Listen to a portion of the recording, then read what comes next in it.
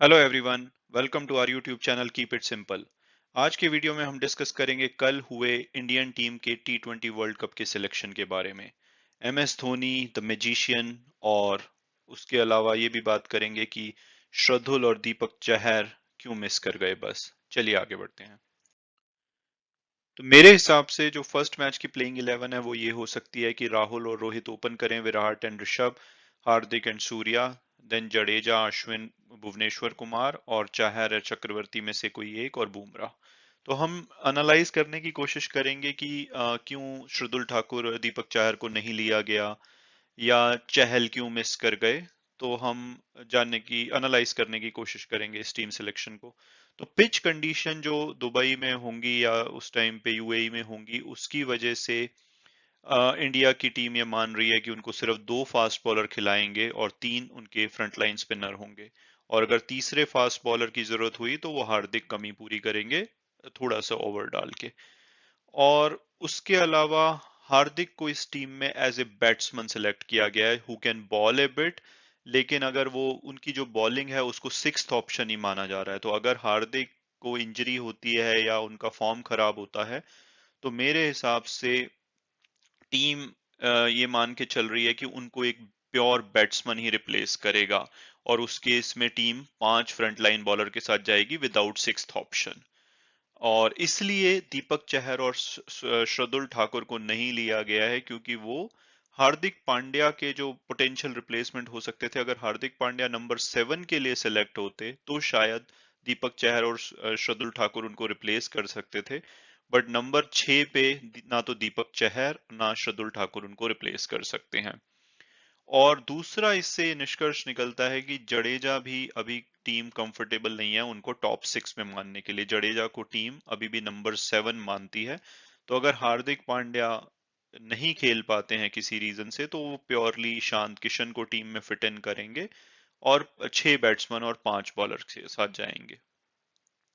तीसरा इसमें से निकल के आता है कि जडेजा बहुत ही क्रिटिकल मेंबर होंगे इस वर्ल्ड कप स्क्वाड के, और उनको वो नंबर 7 पे बहुत ही इंपॉर्टेंट पोजीशन टीम मान रही है। और उसके पीछे का कारण ये है कि एक तो टीम 3 फ्रंटलाइन फास्ट बॉलर नहीं खिलाना चाहती, तो इसलिए जडेजा की रिप्लेसमेंट शार्दुल ठाकुर या दीपक चहर नहीं है, क्योंकि वो हमेशा तीसरे बॉलर खेलेंगे। तो टीम हमेशा जाना चाहती है बुमराह, शामी या कुमार में से कोई दो बॉलर के साथ। और अगर दीपक चहर और शार्दुल ठाकुर रिप्लेसमेंट होते तो उनको तीसरा पेसर खिलाना पड़ता। दूसरा, रविंद्र जडेजा नंबर 7 पे एक ऐसा प्लेयर चाहिए जो कि अच्छी बैटिंग भी कर सकता हो, क्योंकि ये बहुत ही क्रिटिकल पोजीशन होने वाली है। इससे पहले रविंद्र जडेजा नॉर्मली 8वें नंबर के लिए कंसीडर करे जाते थे, अगर 2019 वर्ल्ड कप की बात करें। तो अब लेकिन उनको प्रमोट किया है 7 पे, तो उनकी जो रिप्लेसमेंट हो सकती है अगर उनको कुछ होता है प्रॉब्लम, इंजरी या कोई आउट ऑफ फॉर्म, तो अक्षर Patel is the best available option after सुंदर पुल्ड आउट। क्योंकि सुंदर एक अदर ऑल्टरनेटिव हो सकते थे जिनको टीम तैयार कर रही थी, लेकिन अगर सुंदर नहीं है तो स्पिनिंग में जो कि नंबर 7 पे रविंद्र जडेजा को रिप्लेस कर सकता है वो सिर्फ अक्षर पटेल ही हो सकते हैं। और तभी एक सरप्राइज आया, क्योंकि अक्षर कहीं पे भी कंसीडरेशन में नहीं थे पीछे, लेकिन उनको इंक्लूड किया गया। इसके अलावा एक क्वेश्चन होगा कि क्यों ईशांत किशन, क्यों नहीं शिखर धवन और अम, श्रेयस अय्यर या कोई और प्लेयर। तो उसका रीजन ये है कि टोटल 15 प्लेयर ही आप सिलेक्ट कर सकते हैं। जो 3 रिजर्व हैं वो भी कोविड रिजर्व हैं, कि किसी को कोविड होता है तभी आप रिप्लेस कर सकते हैं, नहीं तो ऐसे नहीं आप रिप्लेस कर सकते। तो आप इसमें देखिए कि रविंद्र जडेजा वाला स्पॉट इतना क्रिटिकल है कि अगर उनको कुछ होता है तो वहां पे उनको एक जेन्युइन स्पिनिंग ऑलराउंडर चाहिए, तो अक्षर पटेल उनको चाहिए ही चाहिए था। चहर और चक्रवर्ती ये भी चाहिए ही चाहिए, क्योंकि इंडिया एक लेग स्पिनर देख रही है जो कि विकेट टेकिंग ऑप्शन हो। तो इनको भी इसमें भी दो प्लेयर चाहिए ताकि उनके पास चॉइस हो, और एट सम पॉइंट शायद वो अश्विन के प्लेस पे भी इनमें से दोनों को खिलाएं।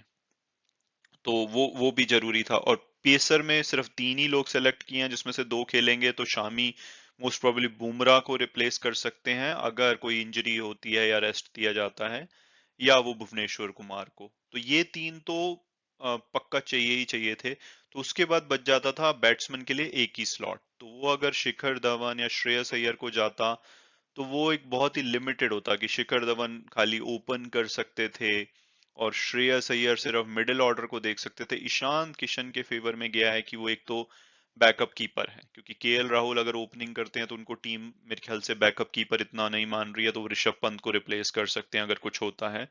दूसरा, वो किसी भी स्लॉट पे खेल सकते हैं और वो पहले 6 बैट्समैन के रिप्लेसमेंट हो सकते हैं, तो वो उनके फेवर में गया।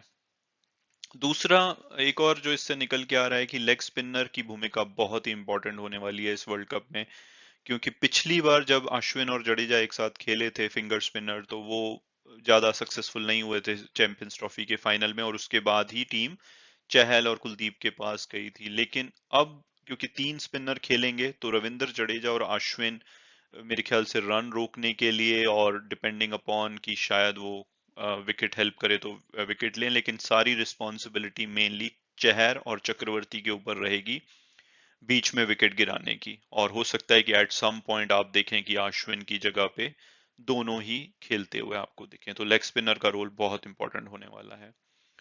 और जैसा कि टीम 2 फास्ट बॉलर ही देख रही है, तो उसमें वो कोई भी बिट्स एंड पीसेस, हालांकि ये वर्ड इतना अच्छा नहीं है, लेकिन उसमें से कोई भी मतलब ऑलराउंडर टाइप में प्लेयर नहीं देख रही है। वो चाहते हैं कि front line out and out fast bowlers हों। इसलिए इंडिया के जो टॉप 3 अवेलेबल हैं, बुमराह, शामी और कुमार, उनको रखा गया और उनमें से 2 आपको टीम में खेलते हुए दिखेंगे। और इस सिलेक्शन से सबसे बड़ा सरप्राइज मेरे ख्याल से निकल के आया है युजवेंद्र चहल, जो कि सबकी आई थिंक शीट में होंगे जब वो एंटिसिपेट कर रहे होंगे कि टीम क्या होगी।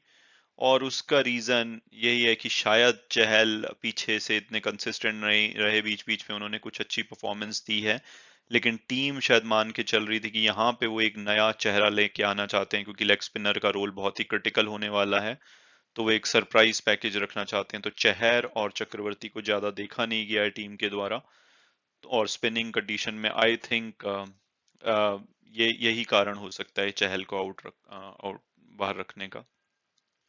और इसके अलावा एक जो मास्टर स्ट्रोक आया M S Dhoni the mentor, तो उसके पीछे का जो कारण मैं समझता हूँ, एक तो सेंटीमेंट ऑफ कंट्री, जैसे कि कोविड की वजह से ये वर्ल्ड कप इंडिया में नहीं हो रहा, और ओवरऑल जैसे कि वो एम एस धोनी बहुत ही पॉपुलर फिगर हैं, जैसे कि किसी टाइम सचिन तेंदुलकर हुआ करते थे, तो वो बूस्ट कर देते हैं कंट्री का मोराल। और इन ए वे लाइक जैसे उन्होंने एक रिटायरमेंट ली और अपना लास्ट मैच नहीं खेल पाए, और लास्ट मैच उनका बहुत ही दुखद तरीके से अंत हुआ, तो मे बी लाइक टीम चाहती है कि ये काइंड ऑफ ए फेयरवेल होगा, ओवरऑल कंट्री का सेंटीमेंट इंप्रूव होगा।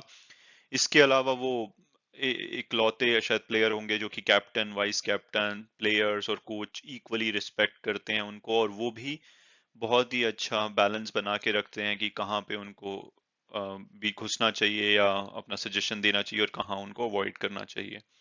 इसके अलावा उनको एक्सपीरियंस है प्रेशर हैंडल करने का, और अब खासकर जब वो खुद अपनी बैटिंग पे फोकस नहीं कर रहे होंगे, तो वो चाणक्य की भूमिका निभा सकते हैं कि बहुत ही ज्यादा हेल्प कर सकते हैं टीम को स्ट्रेटेजी बनाने में और सिचुएशन को अंडरस्टैंड करने में। और अभी तक जो पीछे देखा गया लास्ट कुछ सालों में सफलता नहीं मिली, क्योंकि उसमें एज ए बैट्समैन उनका फॉर्म खराब हो रहा था और उनके ऊपर चैलेंजेस आ रहे थे कि भाई ऋषभ पंत को सिलेक्ट करो, आप वो करो। तो मुझे लगता है कि अब एज ए मेंटर वो पूरी अपनी स्ट्रेटेजी के लिए जो जाने जाते हैं, वो अपना योगदान दे पाएंगे।